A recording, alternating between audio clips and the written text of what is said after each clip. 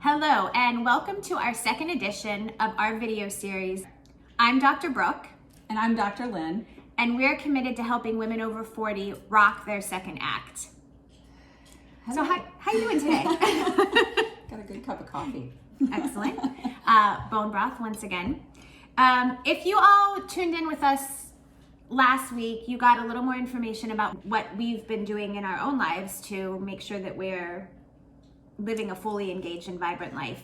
And we touched on very briefly last week's episode our 4 foundations. Yes. And so we just thought that since we're just getting started with all of you, that we would take some time to sort of get a little more, get a little more in depth with them.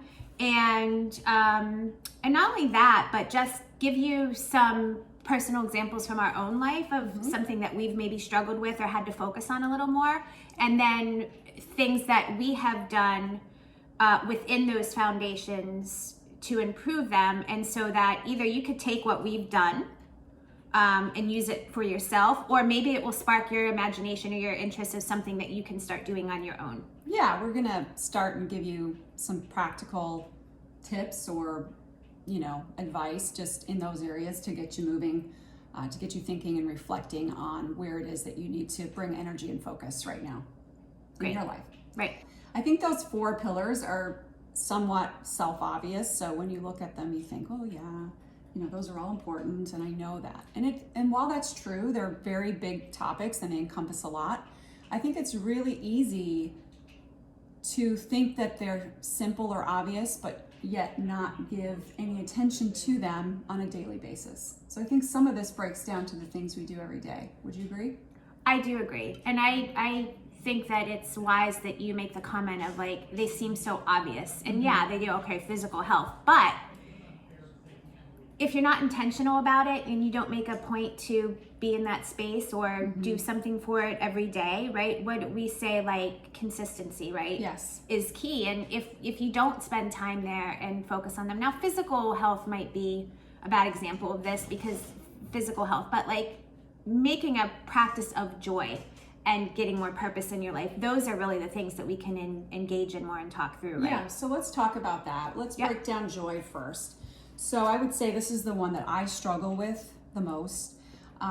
There are times where you just feel like you're a human doing and not a human being. We're meant to create feelings and emotions throughout our day, but we can get so bogged down in our to-do lists or the tasks that we're doing that you suddenly pull your head up some days and think, oh my goodness, it feels like Groundhog Day. I don't know. And I hope I'm not alone in that. And the worst feeling that I've experienced is going to bed at night and just thinking, oh, like another day. I was just here. I'm kissing my husband goodnight and I'm going to roll over and go to sleep and just wake up and do the same thing.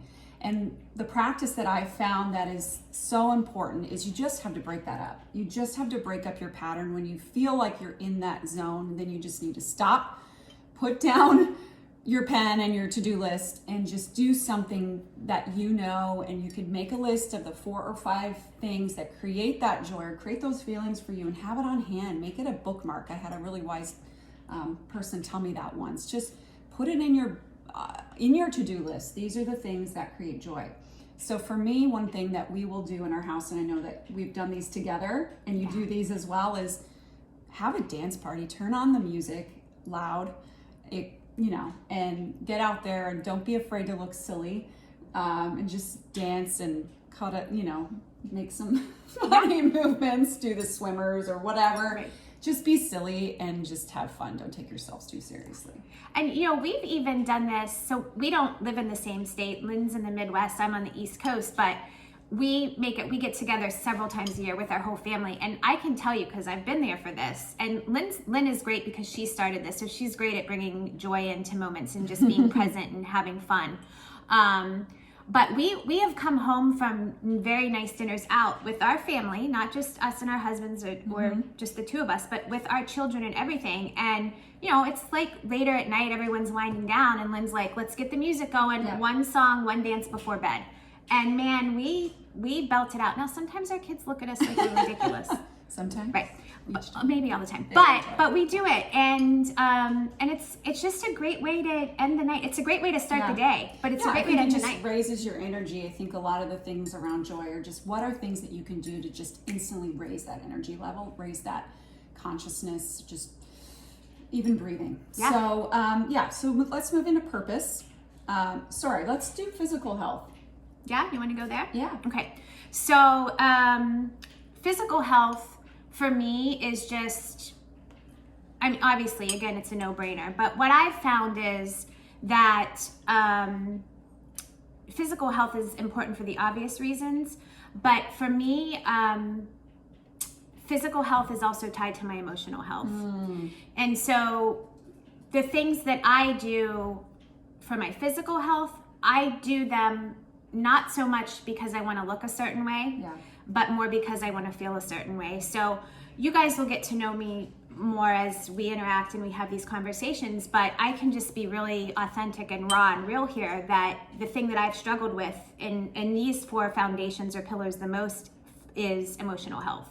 And I have a history, because you've walked with me through this, of anxiety, and early on in college some depression and some OCD things, and so we can get into that. That's a story for another day, but my point is this is something that I've really had to spend a lot of time and energy on working on, because everybody handles these things in different ways, but for me, taking medicine that just was not an option. That's not where I wanted to go, so I needed to find ways to work around that, and I'll try to keep this short, but my point is, what I found is if I didn't work on my physical health first, my emotional health was not going to get any better.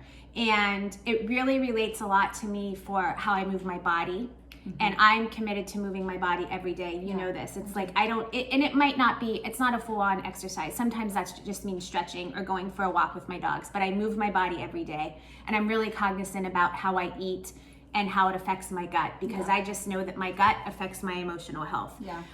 So those are the 2 things I could say, and then I'll wrap it up and let you finish the conversation. But lastly, so that's how physical health ties into my emotional health. But if I'm just looking specifically at emotional health, taking away what I do physically, one of the biggest things, and we'll talk about this later because I have some funny stories about my husband making fun of me with this, but self-affirmations. When I started doing that, you guys, in the morning, and if you've downloaded our PDF, you'll get this information. If not, you should definitely download it. But before I move my body, before I start to exercise, I move my body a little bit, sometimes on the rebounder, but just going through a couple self-affirmations several times with a big smile and a lot of energy. Like, for example, I am healthy, I am strong, I am capable. And that just it flips a switch in your brain. It sounds silly, but it's one of those simple things that's made a huge impact. So 2 things there. First is that I just love how you combine those. And all of us are short on time. We have some limited resources, right? Time, energy, and money. And time is a huge one. And so I love how you combine those 2 things. And then 2, you touched on something about physical health being the first step for you. And I think that everybody has the key steps, and you just need to unlock which order that it is most important for you. Right. Yeah. So I think for me, that joy, and then the second one is purpose. So purpose is so vitally important to who we are, as wanting to be, I guess, the amazing parents, the amazing friend, the wife or spouse, whatever, what have you. That we want to be in this world. And I think it is so hard. It's such a intangible thing to wrap your hands around. So hopefully we're going to bring that down for you. And this is your sweet spot too, This man. is my sweet spot. You've helped me with this so much. Yeah, and it's also, I would say, something that I've struggled with. So once again, we have stories around that we'll share. And the keys that we found to help, turn those locks. Yeah. But I would say for purpose, it's really all about seeing yourself as unique and where are you contributing the most. And that's a hard conversation. That's not something that just comes to you naturally. And every case. Sometimes you really have to sit and do reflection and journaling and speaking with friends and family and just asking them, what am I good at? You know, that seems like a strange question, but just say, when you look at me, what is it that you think that I do really, really well? And then you start to collect some language around that, and you get some reflections, and hopefully then going out into the world, you see those things come to light, and then start to find ways to move more into that. And like I said, that's a big conversation, and we're going to break it down, but that's a high view of it. And then also, I just love the exercise of being able to also share. So a piece of your purpose and a piece of your confidence is not just knowing how you show up, it's also asserting for yourself to other people. And so helping other people see you the way that you feel you want to be seen, or helping people to see that. Sure. And I would start with that exercise to get there. I love the exercise of, when do you get the best of me? So that's you really get good. the best of me when, that was a huge insight, when you give me time to sit and think. And you would agree with that you've seen that. If I have to make a quick answer or a quick decision, you won't get my best. And that's a piece of, that's really helped me to go out into the world and assert my gifts in, work and professional, but also at home. Yeah. And I think just to add to that, that's such good advice. And I think the one thing that really is missing for us is we don't have these conversations. Yeah. We don't take the time to ask these simple questions. And why don't we? They're good questions to ask. I once sent an email to Ken, who's my husband, and said, send me an email back. And I want to know, what do you think my strengths are? What do you think I struggle with? And how could I improve? And when you take away the face-to-face time, and I sent it to you too. Actually, I sent that email to several people that knew me, someone that I just getting to know, and my husband, but people that I trusted and valued their opinion. And when you take, Ken's going to be real anyway, but also I think when you take away, the email was nice because it took away that face-to-face, maybe I shouldn't say. And it allowed people to really, and not only that, but I could go back and then read it and see it visually. So what did it do for you? What do you feel like you learned the most from that exercise? Oh, that's a great question. I think I learned so much. I think it gave me the freedom to appreciate myself and my strengths a little bit more, number one. Yeah. And then that was probably the biggest thing, because I just struggle with being comfortable in my own skin and knowing that I'm enough. So seeing different things and different ways that I've been involved in other people's life, that's what really helped me to be more comfortable with me and know that I serve a purpose and that I can show up for people. Love that. Yeah. Love that. So follow us on Instagram and Facebook, and check your inbox for our video series, for the newest video in our video series that we'll send each week, for more conversations just like this. Yeah, we're so glad you're here, and we look forward to continuing the conversation. See you soon.